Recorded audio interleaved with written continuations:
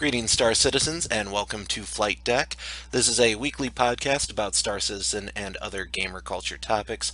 I'm your host, Linkstatic MDK, and with me, as always, is Paper Thin. Yo! On today's episode, we have Around the Verse 23, 10 for the producers, the latest stretch goals, letter from the chairman, including information about the multi-cruise ship systems, and additional other things we'll get to if we have time. So let's start out right away with the Around the Verse 23. Some pretty cool things announced this week. First up, we had the spectator mode, which they'd kind of mentioned in the past that they were going to bring about, but it's nice to have a little bit more information about that. Yeah, obviously that's something you and I are really excited about, as in the future we'll want to be casting some matches and stuff. And I'm very excited. It sounded like they're going to have a lot of options for it, the ability to switch between ships and, like some follow cams. I'm sorry, some follow cams it sounded like, Right. and some other things. So that could be pretty fun, and I'm really excited for it. Well, like, the one thing I'm worried about is, like, is there going to be a limit on the number of spectators you can have in a match, or is it, something that's going to be, like, similar for League, I think the maximum you can have is two that join up with you, but an unlimited number can watch you after the fact. So it'll be interesting to see how they handle that. I mean, I would feel like they'd have to set the minimum at least like three or four, because I mean, you look at other esports broadcasts, they do at least two to three minimum for their Right. broadcast. So you'd have to have at least three, I feel like. Well, plus then you can get multiple angles all at the same time and switch between, and if each person's controlling the camera, you get a different view of it. Especially in Right. a 3D environment like Star Citizen's going to be, that's going to be a lot better. Yeah, Well, I tend to agree. yeah, until we get more information, it's just all speculation, like everything. Yep. So it'll be interesting. They're also announced that the Avenger and the Mustang are in QA, which is pretty cool. I mean, I've knocked the Avenger in the past, especially on this show, as like being unnecessary, but it still looks cool. And anytime they add a new ship, it's pretty awesome. The Mustang, though, that thing looks like a beast. I would like to fly one of those. Yeah, I definitely wish I would have been a little more proactive in trying to get a Mustang back when they were doing that Dirt AMD cheap. sale Yeah. thing. Yeah, I should have, and I just kind of was like, I don't need any more ships. Yeah. Fuck. Well, that's the problem is like I want to own one of everything, even the ships that I'm not particularly fond of, but I'm not willing to spend the money for them right now. Yeah, and I feel like especially with fighters, like those are going to be pretty easy to earn in games, so I'm not too worked up about it. Well, kind of the way I look at it is it's not worth having 50 fighters if you don't even have a carrier that can carry one of them, you know? That's a good point. It's like, Yeah. I'd love to have, a squadron of Hornets, but there's no way for me to haul those, so what's the Right. point? Yeah, I can just see myself if we start like stealing starships, just hoarding them, just being like, no, Oh, I have mine. 12 Hornets, I have 6 Auroras, and I don't care. Well, and then you need a carrier for like each type of ship you get. So you need your UEE carrier for all your UEE ships. You need your Vanduul carrier for all your Vanduul ships. You need your Jean carrier for all your Jean, and down the line. What I can't just use the Vandal as like hood ornaments. Like I just want No, to put like a no. Vandal scythe on the front of my destroyer Yeah, just and like put Book taunt them. front and center. He's our friend. We should honor him, type thing. Yeah. It's a little Sick Firefly reference, bro. outtake reference for, yeah. Yeah. Well, it'll be interesting. The main thing about anytime they add a new ship like this is I just want to see what it's like to play against them, so I can learn Yep. like the different types and how their maneuvering works and so forth. Right. I just want to play against them now. They're adding a cinematic chase and gun cam, which I've said before. I don't care about cinematics if it takes away from gameplay, but if that's part of like the spectator mode, sweet. Get some Yeah, cool shots. yeah, exactly. I mean, I think it'd be pretty cool to incorporate those into spectator mode as well, which is kind of what I'm assuming they're going to do. So I'll leave it Hopefully, at that. yeah. Yeah. Yeah, landing getting a bit more polished, thank God. When they mentioned that, I'm like thinking back at all those times I tried to land on Broken Moon on that little landing pad thing, and like how many times I crashed. I know. It's not easy right now. Well, and like it does feel like a major accomplishment when you pull it off, though, and you're able to like hop out of your ship and walk around. It's like yes, yes. Yeah, no, it's true. It is satisfying when you do accomplish it, but it took me 3 or 4 times the first go around. Oh yeah. Well, like I actually was lucky the very first time I tried to land, I landed it, and then like the next 6 times after that, I kept crashing. I'm like, why did I get it right the first time? Well. Then you bounce like crazy off that thing. It's like, Bounce or just explode and die yeah, randomly for no reason. that happens a lot too. Yeah, Yeah.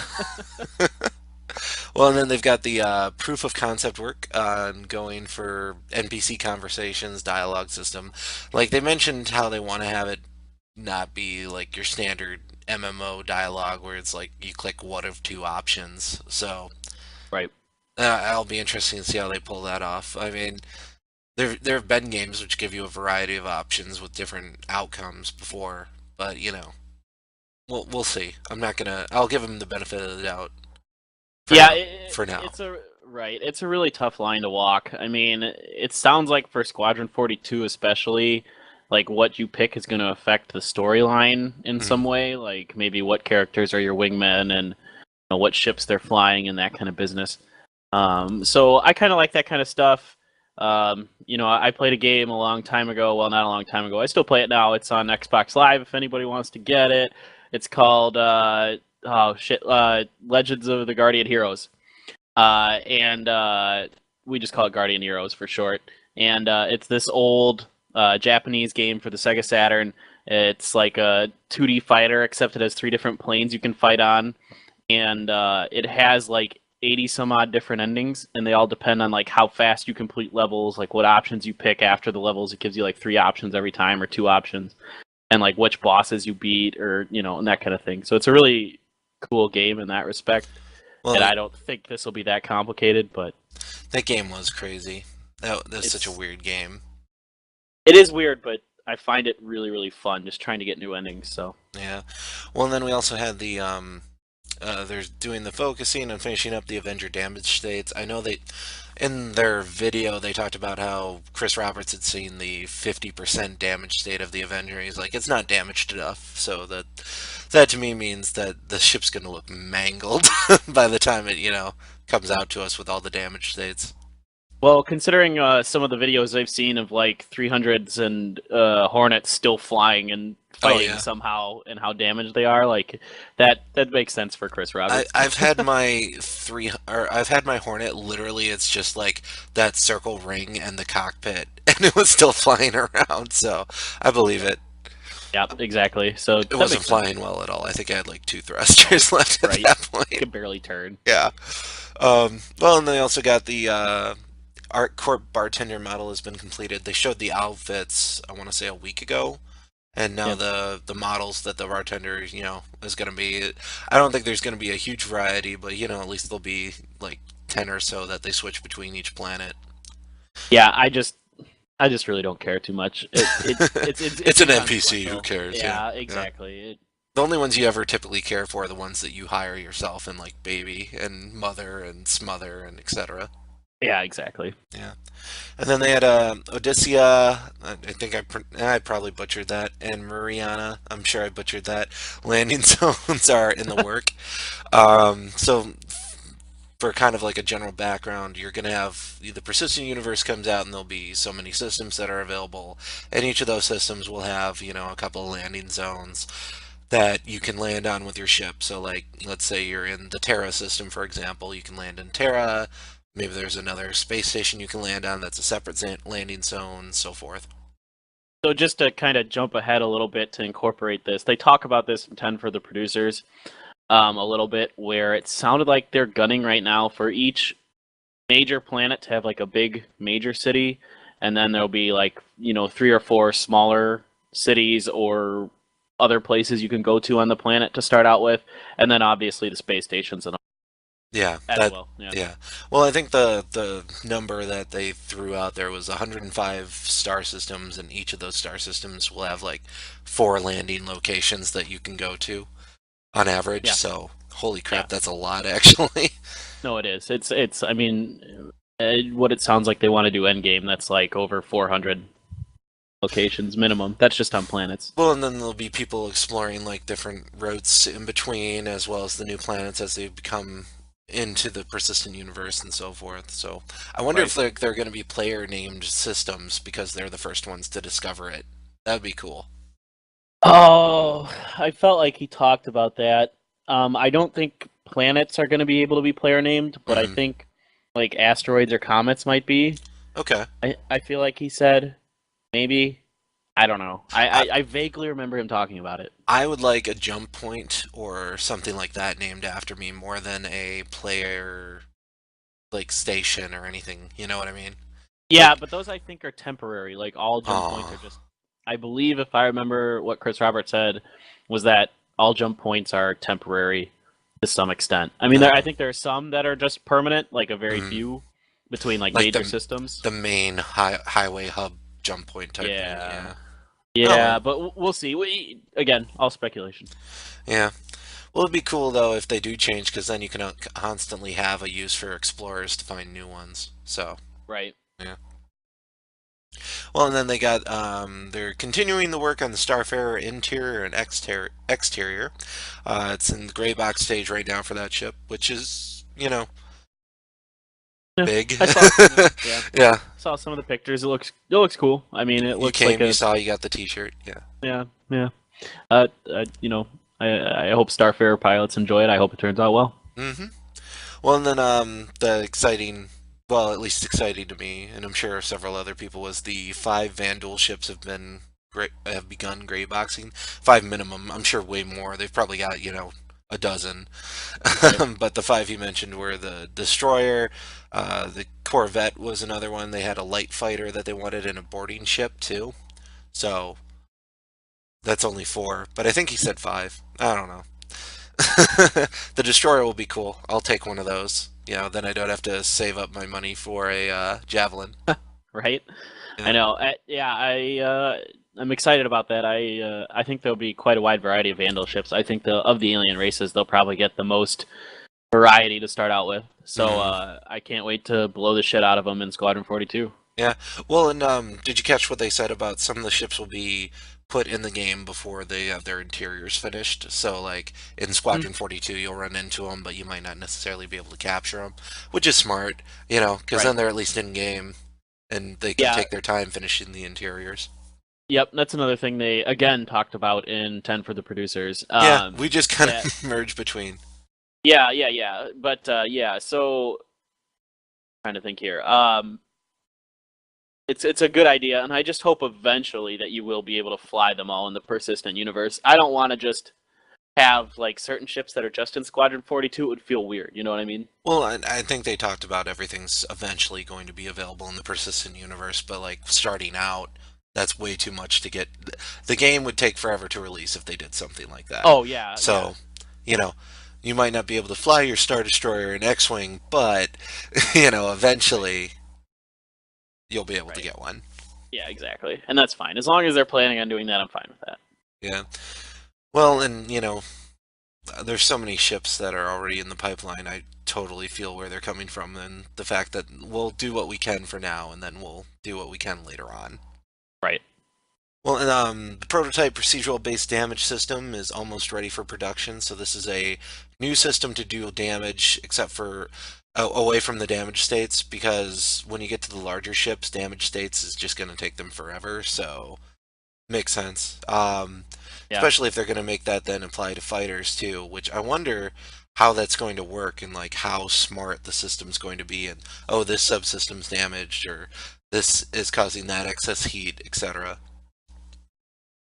Yeah, it seems like it's going to be pretty involved. Um, and we got a little preview of that on Bug Smashers. Bug Um, smashes. nice, that was good. I'm Uh, trying. I'm trying to like it. I'm trying to force myself to like it, which is reason enough for me to hate it. you know, let's just talk about it now. Oh God! All right, Okay, let's just get it out let's of the get way. our I hatred of. All right, let me crack my hands, my neck. yeah. Let's talk about bug smashers. All right. So I'm with you. I want to like it. I really do. But it drags. Like it's just the outtakes is too much. Like I don't need to see this poor guy being weird and awkward in front of the camera. Like I just don't. It's Well, just too like much. I here's where I differ from you. I like the outtakes. There's the only part of it I like. Because like this is coming from somebody who is a programmer who does tech and debugging for a living. I don't care at all about what method you have to change or what function you have to change or whatever. I don't care. You know, the That's most understandable. interesting thing is learning, okay, we have this and it ties in with this. Great. I like that part. I like the outtakes. I don't care what line of code you changed or what integer needed to be done or what random, value needed to be adjusted. No, I don't think anybody cares, frankly. Well, there's probably some people who do. I only kind of care because I'm in the opposite boat where I don't really program anymore Right. for the most part. So like I find it kind of interesting to see their thought process for programming, like how they do that kind of stuff. But you're right, it is this one especially was pretty simplistic where I was like, "Oh, well, of course, like You, that's yeah. that's how everyone would model this. Like if you're not modeling it that way, you're an idiot."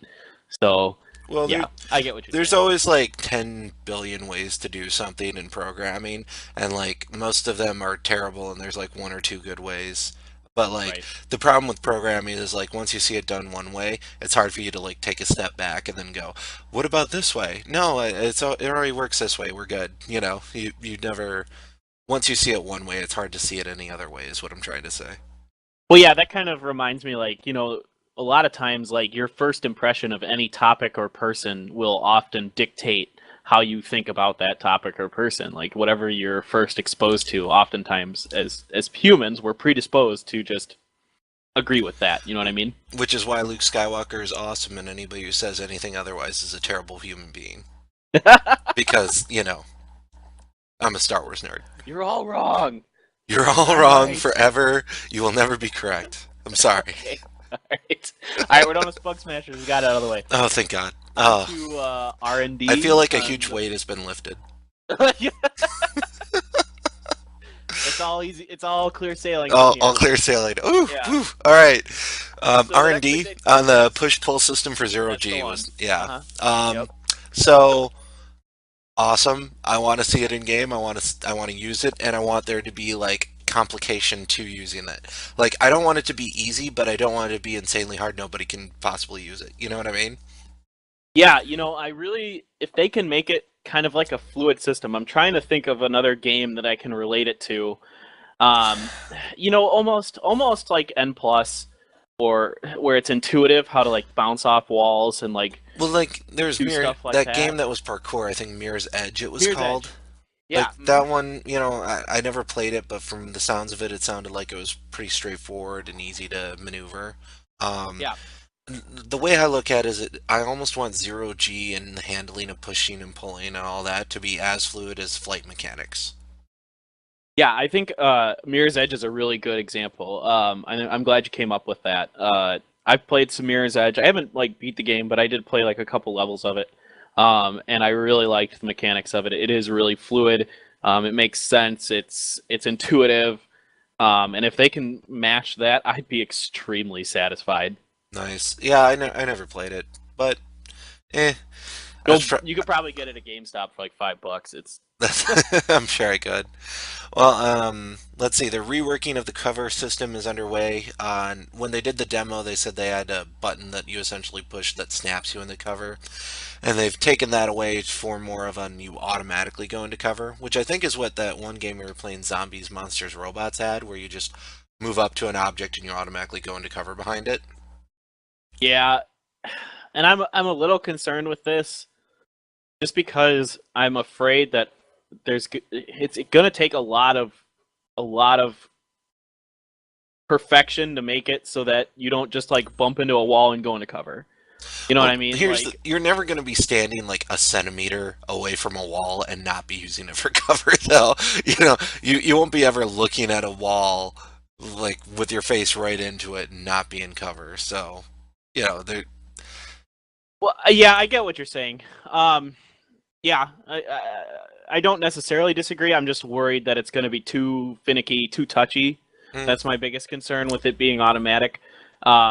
And just because I'm used to being able to dictate my own cover in other games, so it's not a big deal to me to have to do that. But if they think they can do it right, then I'm fine with it. maybe they'll It's have just a setting where you can do it back to a button. You If you know, could for the people toggle, that that I yeah, might prefer that. I don't know. you can do auto or you can do toggle. That would be interesting. The thing is, I've never felt I've ever played a game that did automatic right. If they pull it off, then I'll be just ecstatic. So I didn't that's mind yeah. zombies, monsters, robots. That cover system was fine to me. Like I was able to use It's it pretty standardly. yeah, it's okay. I wasn't like exuberant about it, but Hmm. yeah, it was better than most. I'll give it that. Yeah. Well, and then in with our theme of FPS, they're also doing the prone and crawl system, which has been put in place. For prone and crawl, like it's good, yes, Yeah. exactly. And then Ben Lesnick said something about crawling through freaking vents, and like immediately my mind went to Die Hard, and I'm like, oh no, no. Yes. No, Oh no, yes. no vent levels where you're on like a Vanduul carrier or something in Squadron 42 and like sneaking around. Well, I mean, it's going to be interesting. Like, are they going to actually like model the air vents in the ship? So, like, for example, you board a Javelin, Uh, and you could, for example, I don't know, like block off air vents to prevent air to getting to certain parts of the ship that you don't want to get. But at the same time, you can crawl through them and do stuff. Like, I would assume they have to model air vents if they're modeling all the other stuff. I wonder if there's going to be like security in air vents too, like a laser network or something like that, that you then have to disable with a specific device and, all this stuff. I mean, Yeah. that's like almost a full game in and of itself for all the little nuances you could add. Right. Well, and I mean, from what they've said, they might have to do something like that because otherwise they're just modeling air pressure in rooms individually for Uh, modeling the explosive decompression, so that it won't, yeah. it won't interact with other rooms really, unless like maybe a door is open or something. Well, and I wonder So if I you don't know. could, like, as an anti-border thing, release and gas and stuff like that too to Oh yeah, knock people yeah. out, so they need to be wearing air masks, etc. And dang, there's a lot that's involved with that. I mean, I can't envision a situation where if you're boarding a ship, you don't have air masks. Well, it's definitely not like Star Trek where you beam aboard the Enterprise and like kill a bunch of security officers and then beam away and you know Right. while people do a random tuck and roll to dodge a phaser blast for no reason. Well, yeah, you could totally dodge laser blast. I mean, they only move at the speed of light. Dude, That's I it. am really good at shoulder rolls. I would be untouchable in Star Trek. I'm just saying. They're watching you with their I could be phasers, on and a you're just Borg like, cube and like they'd all go to like, assimilate me and I just tuck and roll and all of a sudden I kill them all. There you go. wow. All right, Batman. And then let's see, interview with Toast, who is a former forum mod and now a paralegal at CIG. I don't watch the interviews, and I'm gonna get flack for that. I just don't watch them. I'm sorry, guys. I watched And it. they'll be like, "Hey, there was this really cool thing that they mentioned in the interviews that you totally missed out on," and I'll be Yeah, like, "I can't do it. I did it for Bug Smashers. I can't do it for the interviews. it's too much. It's too much." So the interview with this guy was kind of interesting. I mean, he's just a diehard fan of the Wing Commander series, who jumped on board early on with Star Citizen and Hmm. became a mod of the forums. Um, he talked a little bit about what the mods have to do, what they go through. Nothing that you probably couldn't intuit. Just if you Right. put yourself in the shoes of a mod, it's all pretty straightforward. So now he's a paralegal for CIG, and he didn't really go into that too much. Most of the questions for him were focused around being a mod, and quite frankly, I don't feel like any of them were worth talking about. So, Yay! I don't feel like I missed out on anything at all about your synopsis. you really didn't. He's a good speaker, and I hope to see him in videos more, like when he has something of more substance to say. And it wasn't his fault. Hmm. Like the questions that he got, I just didn't think were anything groundbreaking or illuminating. Well, like I don't mind hearing from anybody that they have on the videos, frankly. Like they all seem like pretty interesting folks. It's just the format that they take where it's too impersonal and I don't think they excel at that. None of them have that news anchor type training where you can pull off emotion and that type of thing in that sort of situation. Whereas if it's just a bunch of them, I think sitting around a table talking back and forth, I think it would be much more interesting. That's actually a really good point. I actually totally agree with you. You hit on something that always has kind of bothered me about Around the Verse, is that it felt just distant, and I think you nailed. I think you nailed it. Well, like, if you could you imagine like Ben Lesnick and crap, I'm forgetting her name. Uh, the other host of Around the Verse, Sandy Gardner. Sandy Garner. Thank you. Could you imagine like how different it would be if instead of them talking to the camera, it was just them talking to each other and like the interaction between the two of them? I think it would be much more interesting. Right, if they did it more like a talk show. Right, exactly. Hmm. I mean, and it's funny because like what made Wingman's hangar good was that Wingman was extremely personable, good off the cuff, and it was just him. So he didn't, so it made sense that it was just him talking to the camera. But with two people, it just feels a little weird. Yeah. I don't know. It's not that I don't like it. I do like Around the Verse. I like it a lot. Yeah. Well, But they it give us so could use, much yeah, cool information. I want right, it to keep going, but like I just right, think it needs a format change. yeah, or another show that's more more like you said, conversational, Right. talk show style. Yeah. Well, and then at the very end of the episode was something really cool. Did you see the art sneak peek they showed? Yes, yes, I stuck around for that, So and like awesome. I think that ship looks like a Vanduul ship. I'm just throwing it out there. It's got that bladed wing design and like a ton of what look like cannons and stuff on the front, and it kind of looks like almost a bird of prey with that Yep. cockpit. So, My money, it's on the butcher. That's my money. you think That's it's where all I right? think it's the butcher. I'm gonna throw out and say it's the cleaver then, just for random. There we go. All right. All right, we'll see who's right and give each other our $5,000 when we win. That was the name of the other ship, right? It was the Cleaver and the Butcher, I think it was right? Cleaver Or and not? Blade, Oh, but Blade. I'm sorry. I so was thinking you know, Butcher is a Butcher cleaver, I think not. is a fine name though. So Yeah, that would be a good name. th- Okay, so I was you thinking of the should Blade. propose that. Be like, hey, you should make a ship for the Yeah, Vandals called the if Butcher. if any There you go. CIG, yeah, if any CIG employees are listening to this, I get naming rights on a Vandal ship, and we're calling it the Butcher. It's Locked gonna be in, a bomber. locked It's in. gonna be a bomber. I think you nailed it. I don't think anything better could possibly. Yeah, nailed it. Good job. Oh wow. All right, and then we'll let's cut to tend to the producers then, since we've already been mentioning it, and there's a couple Right. of crossover between the two. Right. One of the things they mentioned were their Cutlass changes going in, so they've taken the Cutlass and with the tons of forum feedback that they got from people, essentially saying we don't like this, we do like this, we want this more modular, that type of thing. They're taking it back and then doing some reworks. I don't know what those reworks are going to be, but hopefully it's something interesting involving, a little more diversity in the overall look and feel of each ship because they looked and felt like the same ship just with different paint jobs. Yeah. So I have two thoughts about this. I have concerns and not concerns. I don't know. That didn't make a lot of I sense. have concerns and not concerns. Yeah. So my not concerns are what you just basically said, that a little more diversity between the Cutlass variants is possible, is what I'm hoping they're going for.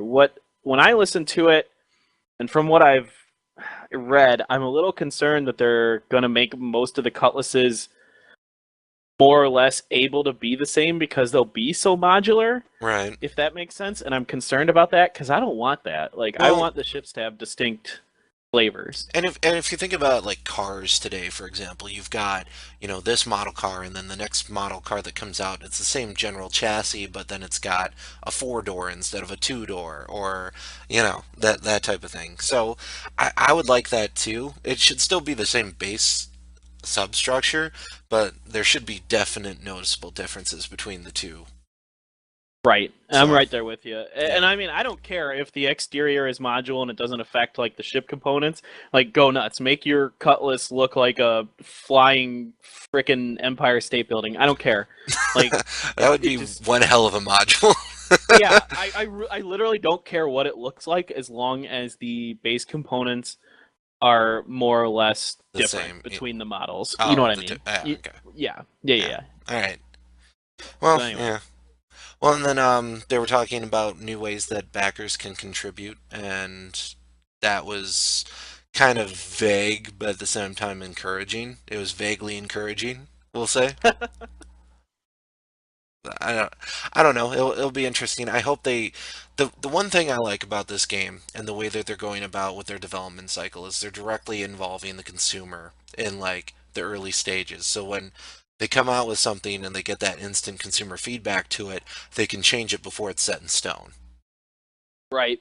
which And I is agree with you that great. it was, yeah, I was totally fine with what they said. It made perfect sense. Yeah. No qualms here. Well, then they want module congruity. Nice use of the word congruity, by the way. Hey, thanks. And a little behind the scenes sneak peek for people. We write up notes for each other as talking points, just as like a general outline of what we want to cover. And he used the word congruity, and that's why I'm bringing it up because he wrote Boom. the note for this. Boom. Boom. So College level word right Oh there. man, that's fancy talk right there. You need a physics degree for that, folks. Hey, do. So module congruity.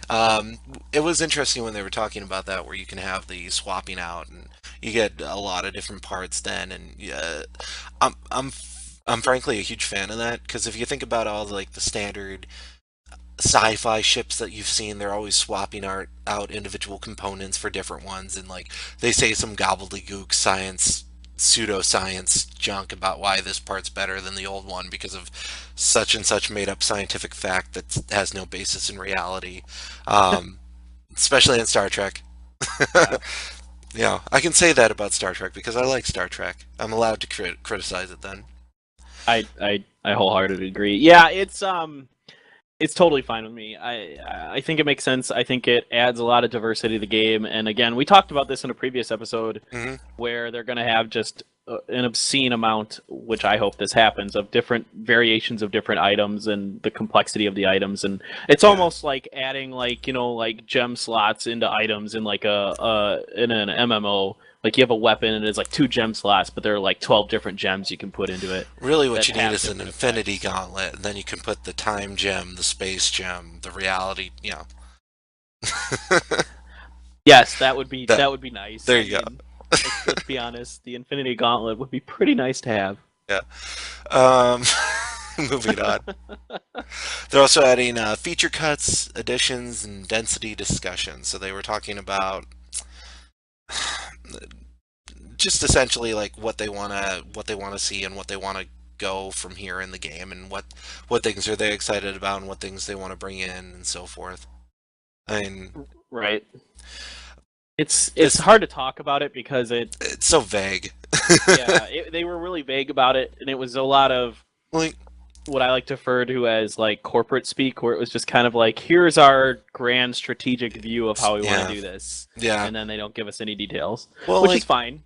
I think the main thing I took away from it is they want to see exactly what we want to see. They want to see capital ships and multi-crew ships and FPS combat on those ships, and everything that you can imagine in your head is going to be super awesome. They want to actually see fleshed out. Right. And I'll be there, tucking and rolling and killing everybody because of my amazing dodging skill. That's like they're gonna have to nerf tuck and roll. Oh That's man, all there is to don't it. nerf tuck and roll. That's my one move. Wow.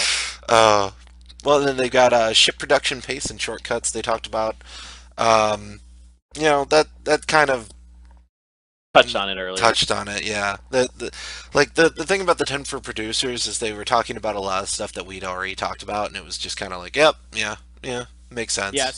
so basically, so people know, shortcut ships are just ships that are only going to be like AI that you fight against to start out with. So Yeah. that's, like some of the Vandal ships that'll be in Squadron 42, etc., will be shortcut ships, so to speak, because you won't be able to like get in them and fly them yourself. So there's no need to build an interior. So they're shortcutting getting in the game. Exactly. Yeah. And then, how to ensure development quality they talked about, and the fact that they all kind of have their fingers in every single module and are constantly going back and forth with talking about it, which Yeah, I mean that's just the way it works when you have a large team and you've got a huge project. You can't ever be zoned in on one part because then the part doesn't necessarily work with the other parts unless you know about it. So, Yeah, and that was I think they addressed that really well, and it's something that at least in my personal experience I've noticed in the corporate world that like you're not communicating with each other, things fall apart really fast. So I really hope that they were honest in this regard because if they are, then great, then well, things will go well. my experience in the corporate world thus far has been if you're not communicating with each other, things do fall apart, and then you definitely are communicating with each other in a very A verbose manner. Yeah. lot of For four-letter words at that point. Well, and usually it's, you can't say anything because you totally dropped the ball if you're the responsible party, which I haven't been True. yet, thank God. The last thing that was mentioned, which I was like super ecstatic for, was the Arena Commander currency, which Yeah. the ability to earn rewards in Arena Commander so that you can try out other stuff. Like, let's say I kind of view it like the IP system that Riot has for League of Legends, where you can earn stuff by playing the game and then purchase it. Right. Personally, I hope that like once you purchase it, you just keep it. I don't want a renting system where you have to keep repaying over and over again. That to me is no fun. I totally agree with you. I do not want a rental system. Yeah. I hope anybody who's listening to this agrees. Rental systems get really annoying in games, Well, in my opinion. plus It life gets in the way. What if I don't right. play for like 3 weeks after I buy the gun and then I come back and I have to rebuy it again? You know Yep. that's not a rewarding experience or encouraging for me to want to come back. Right, I'm right there with you. So hopefully they said at the end of that segment that they were looking for feedback on that, and I hope that people overwhelmingly say just let us buy it permanently. We don't want like I don't mind if a Yeah. rental's a side thing, and as long as owning it permanently isn't too expensive, then I'm totally fine with rentals. Well, But if they do a rental system, then I think it should be in-game time rental. It shouldn't be, real-time rental. So, like, if you rent yeah, something in-game, if you play it in-game for a month, in-game for a month could be a year for somebody. It could be a month for somebody, just depending on how much you play. totally agree with you. That's a really good idea. So, I don't know. Yeah, We'll see. Speaking of like we keep mentioning multi-crew ships, all that. Let's cut to the letter for the chairman that came out this week, which had a little yeah, bit of information about a little bit, multi-crew ship systems. just a little. So overview essentially has been what we've been talking about before, where the larger the ship, the more individualized each of the systems are going to be. So like if you're on a destroyer, you need to have somebody who operates your shields, another person who operates your radar, so forth. But if you're on a fighter, you kind of do everything yourself because you're the only one that crews it. So Right, and then if you're on like a medium-sized, well, not even I don't even want to say medium-sized like because that's probably like light a freighter. freighter. Yeah. Yeah. Yeah. Then you can do it yourself, but it's more efficient to have other people do it for you. It kind of sounded Right. like. Yeah. So that's awesome. Yeah, and I'm really liking what they had in there for the various cruise stations. Like giving a little overview on what we think about each one, I think would be the easiest way to go through it. Yeah. So one of the ones they talked about, they're going to divide up the cruise stations by the actions that it's performing. So one of the actions would be shield management, where you can reinforce shields, you can boost the shield recharge rate, you can tune the generator, so maybe it takes more damage or it recharges faster, or however. Um, that yeah, you Yep. know. I couldn't think of like another route to go with that. I don't know what additional shield options you could have. Maybe you could expand it. Maybe you could, minimize it. Oh, yeah. Maybe you could have only shields in one section, and that doubles the power. There's a lot of routes you could go. Right. And it sounded like to me you'd be able to kind of do that. I mean, I don't think I don't, it sounded like you weren't going to be able to leave any section of your ship completely unshielded, like you could in, say, for example, some of the Star Wars games like X-Wing and TIE Fighter and stuff, Yeah. where you can move like all of your shields to front and leave your back completely exposed. Yeah. Maybe you can, I don't know. Um, but everything they said make perfect sense. It's exactly what I was expecting, and I'm Yeah. glad they met my expectations. Mhm. Well, and then radar ops, you can identify targets, find hidden targets, which was interesting. So, like if you're doing a very active localized scan, you can find somebody who's trying to hide. Flag targets. So like, let's say, oh, we've got bombers incoming. Let's flag those so everybody pays attention. That type of Right. thing. And then subsystem targeting was pretty cool too. That to me brings in a whole interesting dynamic of maybe you can literally shoot out the engines of the enemy ship and then board them, or however you want to do it. Yeah, yeah. I mean, everything they said there again made perfect sense. It was really, really well thought out, and I'm really happy with where they're going with it. They didn't leave out anything that I could think of in terms of radar management. I mean, you could even it sounded like you could even focus, Hmm. your radar and look at specific areas. Like, let's say there's an asteroid you're flying by, and gee, I want to make sure there's no ships hiding behind that asteroid, so I can focus my radar on that Yeah. particular asteroid, which is good and bad because you won't have We'll have your that radar radar. everywhere else, yeah. Exactly. Yep. Well, the one thing that they mentioned, which I'm kind of, I don't know, on is the electronic warfare, the EWAR, Hmm. which, you can disable enemy systems, you can disrupt enemy systems, dampen enemy systems, you can counter that too if somebody's trying to do it to you. Like, on some parts, I'm like, I just want to fly and fight and have fun. I don't want to deal with all of a sudden my shields drop for no freaking reason. But at the same time, it is a part of actual warfare, so you should have that type of security. So, this is where fidelity might crush fun, depending on how it's Yeah. handled. We'll see. Like it'd be fun if it only existed between multi-crewed ships. Right. For the most part, like I shouldn't say all of it, but like some of it, obviously, like with the radar dampening disruption, I'm fine with that existing with all ships. But like, I don't want to be in a fighter and have like a Your destroyer shields just drop. right, just have a destroyer be able to just drop my shields because they hack my shit and just turn it Right. off. It's like, Yeah. that would really not be fun And ever. like, yeah, that doesn't seem like something that would happen all the time in modern warfare either, because you would have it should be really hard to do something like that. It shouldn't be something that you can do just because you want to, you know. Right, right. I agree. Well, they've got other systems, but they didn't go as much in depth on them for like communications. Obviously, talking back and forth. It'll be Yep. interesting if like there's shipboard communications, like you can do an announcement. We talked about this when I think James Earl Jones make me or be my comm officer. I think was the episode, whatever that Yep. was. Yeah. Yep. So I would love to be the guy who just does random announcements that are pointless and have no meaning but are silly. That would I would fulfill that role very well. That'd I be pretty feel. fun. Yeah. Yeah.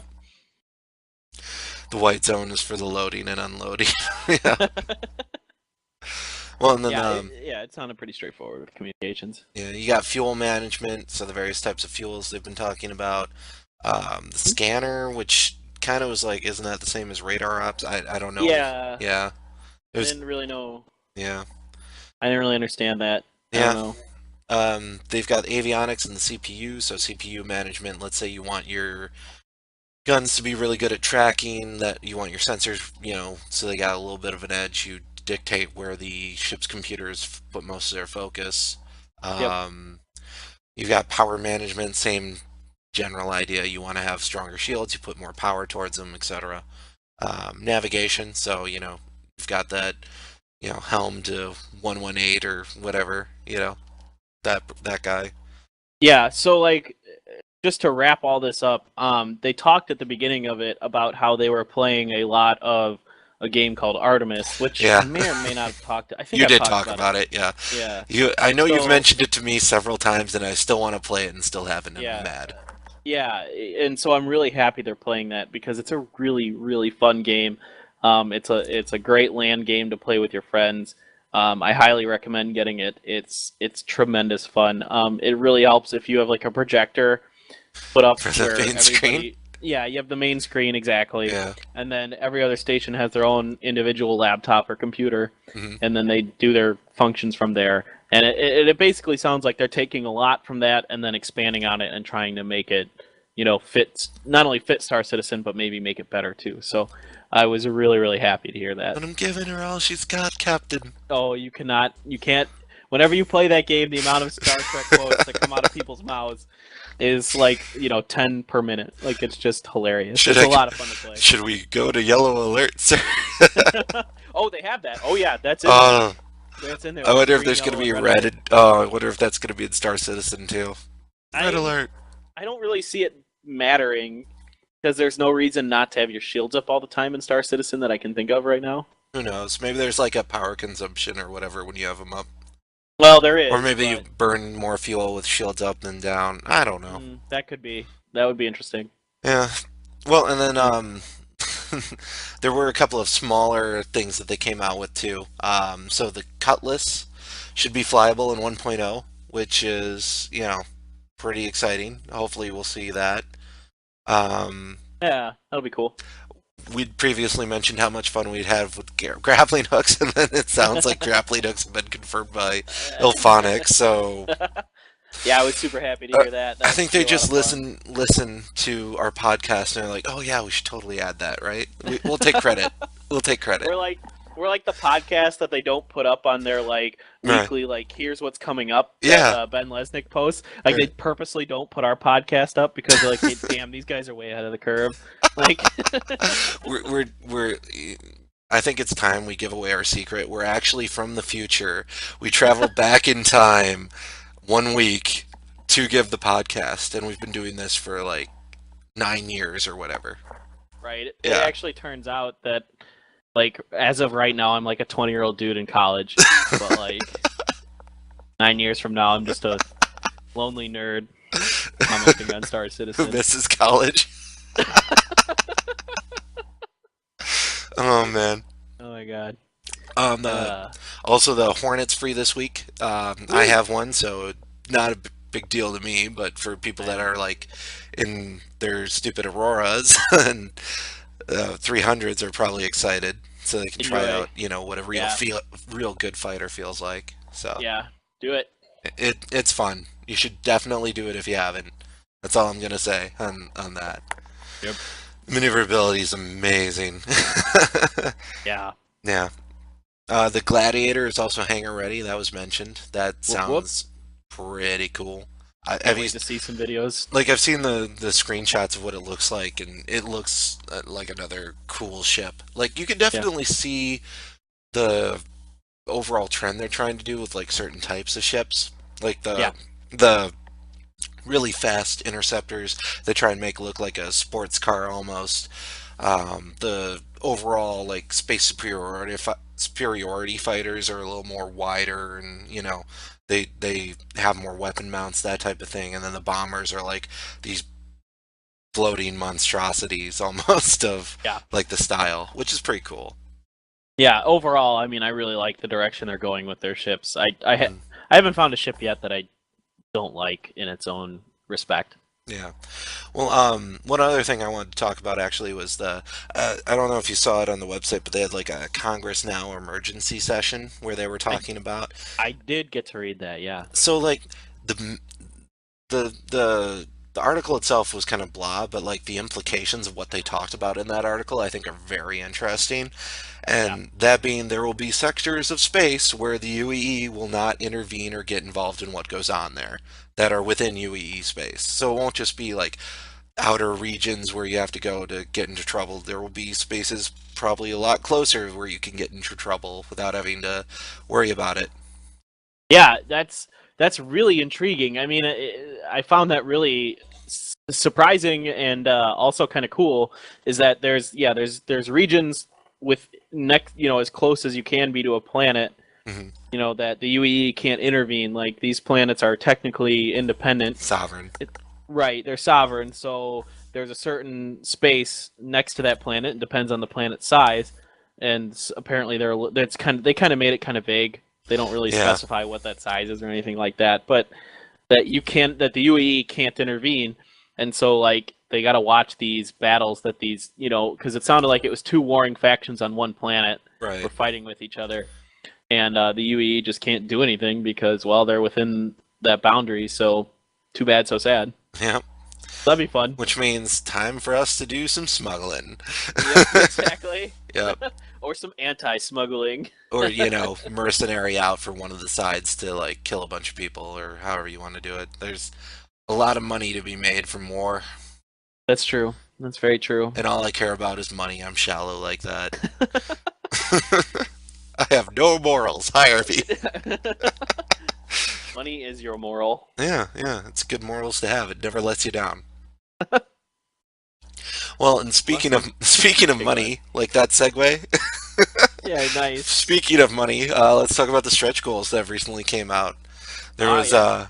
64 and 65 million. With 64 million, we got pets, so dogs and cats and fluffy kittens and bunnies and hopefully some alien pets as well.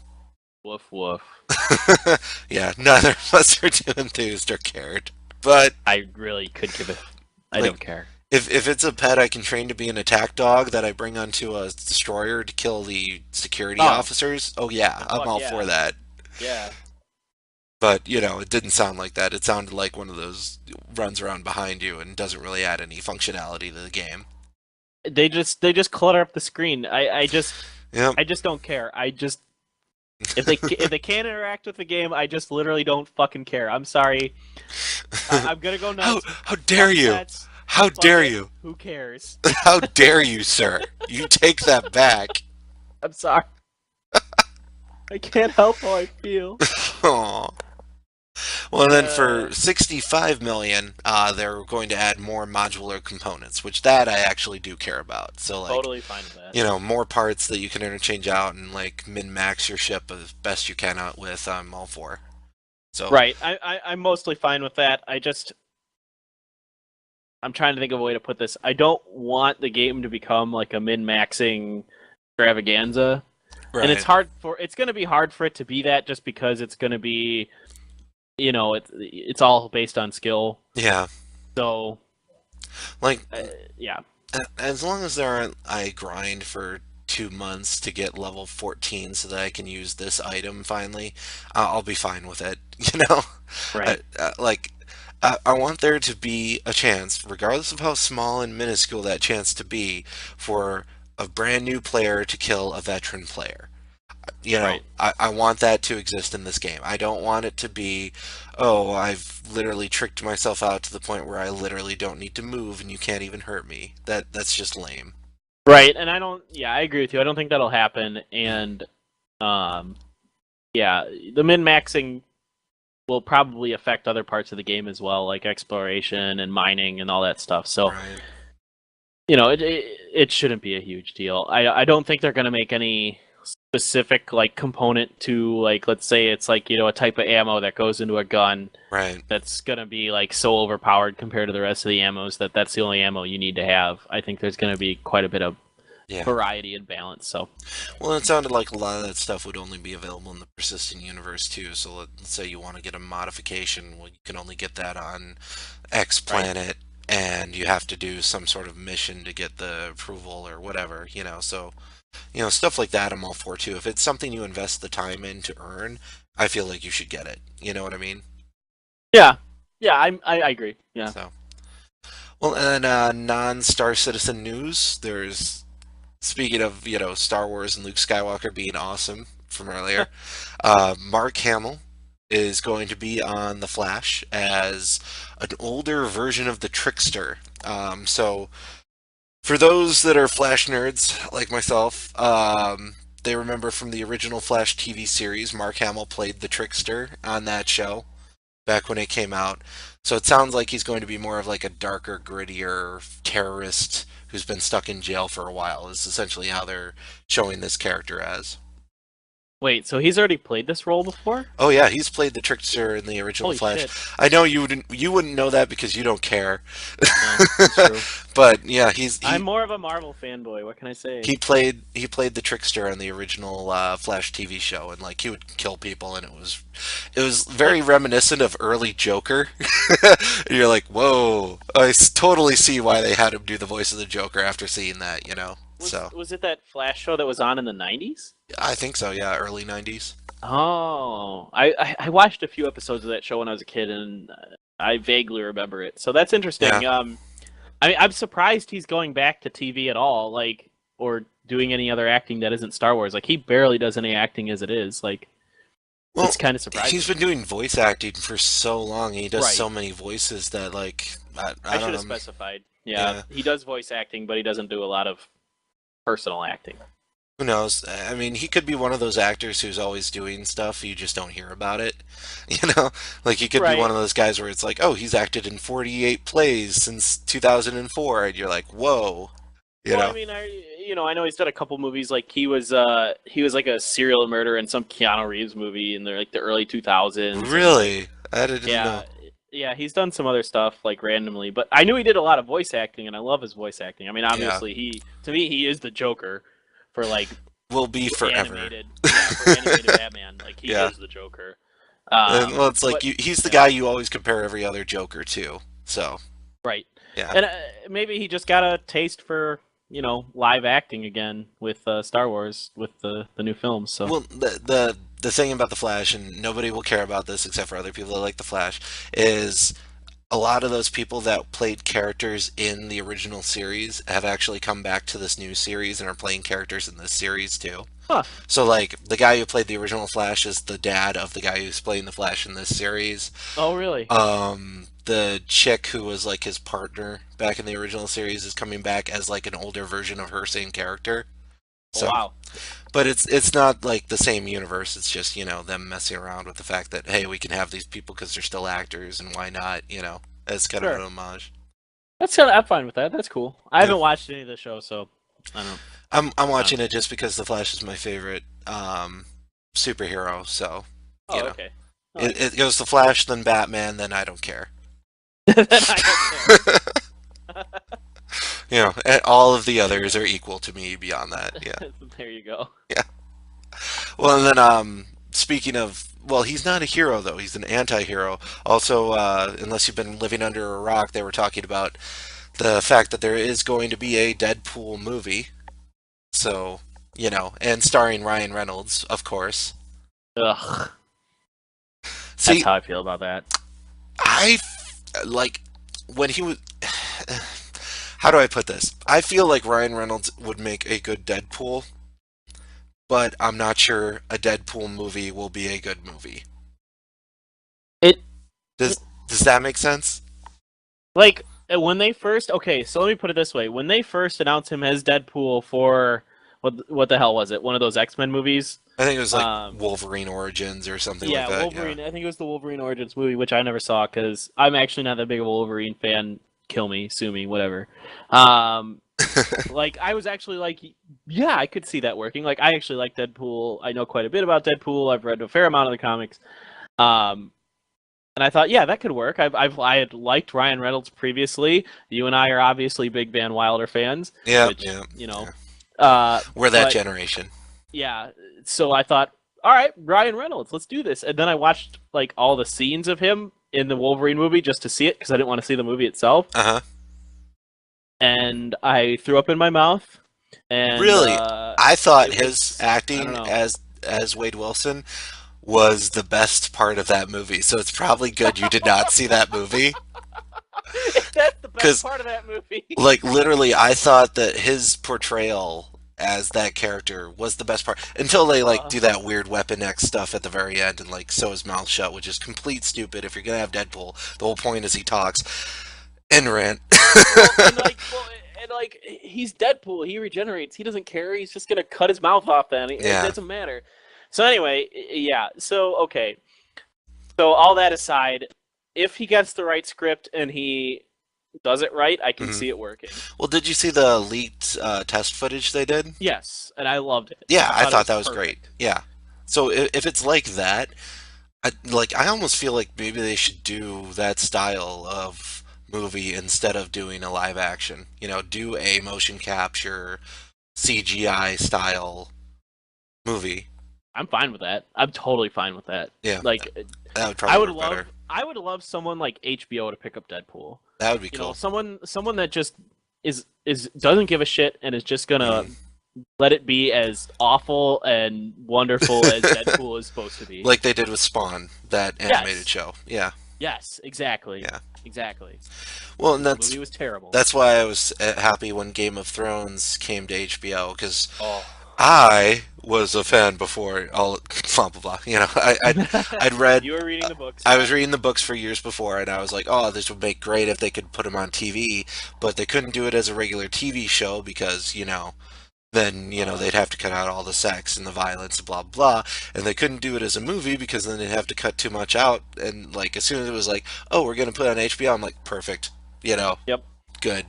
Yep, and that's I was really thrilled when they put Dexter on Showtime because I had been Yeah. reading the Dexter books before they put it on Showtime, Hmm. and the first season especially was just such a perfect portrayal. Yeah. I was just like, "Yep, no other channel can do this. It has to be Showtime or HBO. They're Yeah. the only ones who can handle this shit." Well, my favorite story, I forget what show this was in relation to. I think it was like The Sopranos or something. And like they were pitching the show idea to the HBO producers or heads at the time. And like the executive was saying, that's a bit expensive for a TV show. And the guy's response was, but it's not TV, it's HBO. Ha! And I'm like, ah, Nice. that's great. Bam. Great Bam. line. Boom. Drop the mic. Walk out of the room. Drop the mic. Kung. Eight uh, Mile. 8 Mile. 8 Mile. Yeah. Well, and Well, then regardless, yeah. it'll be interesting to see what happens with that. Well, and then you have an announcement which you've been, ecstatic for. I'll let you take that. I know. So I pre-ordered the Funimation Cowboy Bebop Blu-rays. They have shipped. They will be here by next week. I am going to marathon them, hopefully this weekend if they arrive, and I will give you my review next week for anybody who's actually a Cowboy Bebop fan. Oh man, that just to give a little bit background for those that don't know, how many times have you watched Cowboy Bebop now, Paper Thin? How Front many? to back, more than 20. Yeah. So you're going to marathon a show you've already seen over 20 times. That's how like I thought I had an addictive personality, like it was a problem, but I've never watched anything that many times back to back in a row. Yeah, it's a You have problem. issues. You have I have a issues. problem. Oh man. I have a Lego swordfish sitting next to me. Like, Yes, it's right on your desk right next to you. I'm yep, well aware. yep. Oh man. And and then there are the Cowboy Bebop posters above it. Well, actually, there was one other thing I was going to talk about, which I completely forgot about until just this moment while I was listening to your obsession. Uh, the Speaking of obsessions, the Reclaimer, there was a really cool video that you actually sent me, and Oh, then I saw later on the Star Citizen subreddit yeah. about this guy.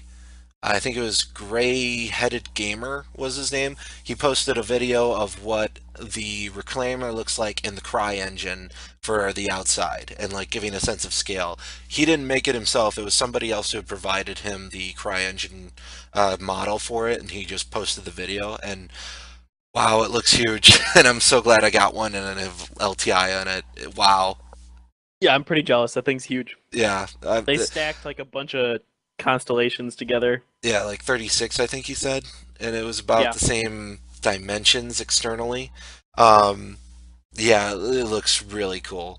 So check that out for sure, guys. Be jealous of my smart decision to sell my Phoenix constellation for one when it came out. Oh man. Yeah, that was a super cool video. We should try and link it in the description when we Yeah, post the video. So definitely. And great work to everybody involved in that. My God. yeah, that was super cool. All right, so that's the entirety of our episode for this week. We will catch you guys next week on the flight deck. Peace.